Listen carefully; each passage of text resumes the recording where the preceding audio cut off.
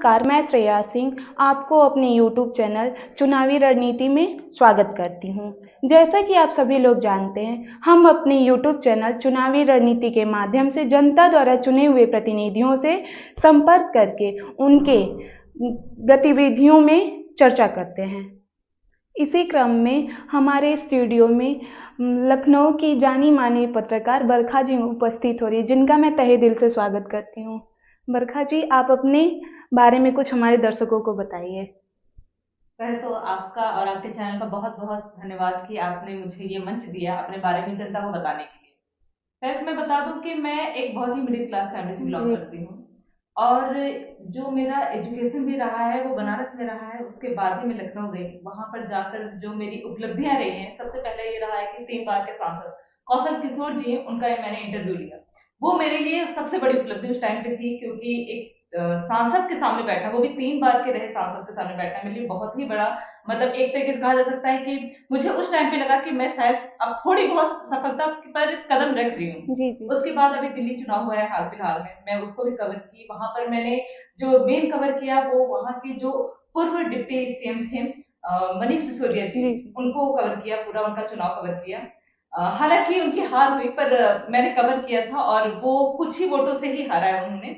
और ये सब जो उपलब्धियां रही हैं वो कहीं ना कहीं, मतलब मैंने जो इतने संघर्ष किए हैं उन सब के कारण रहा है। और मेरा ये जो जीवन रहा है, खासकर जो पत्रकारिता का समय रहा है, वो मैंने लखनऊ से ही स्टार्ट किया और काफी संघर्ष झेले हैं मैंने, और वो संघर्ष आज भी जारी है। बरखा जी, आप ये बताइए, आपका काशी में आने का मोटिव क्या रहा? देखिए, काशी आज के टाइम पे शायद ही कोई होगा जो उसे जान नहीं रहा है। ऐसा नहीं है कि हाईलाइटेड वो अब हुआ है। हाँ इस और काशी विश्वनाथ की ये धरा है, इसको हाईलाइटेड कोई क्या ही करेगा, ये खुद में ही अपने हाईलाइटेड है।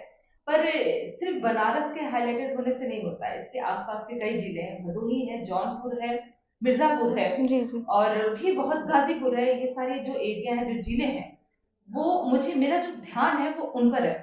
और ये बनारस जो है ये पर्यटक स्थल है, और एक तरीके से ये बीच का है, जहाँ एक सेंटर है जहां से मैं इन सब जगहों पे जा सकती हूँ। और जैसे मिर्जापुर है, आप देखे होंगे एक वेब सीरीज आया था मिर्जापुर, जी जी तो वो जैसा दिखाया गया है वेब सीरीज में, बिल्कुल भी वैसा नहीं है। वहाँ के लोग बहुत साधारण है, बहुत सीधे साधे हैं।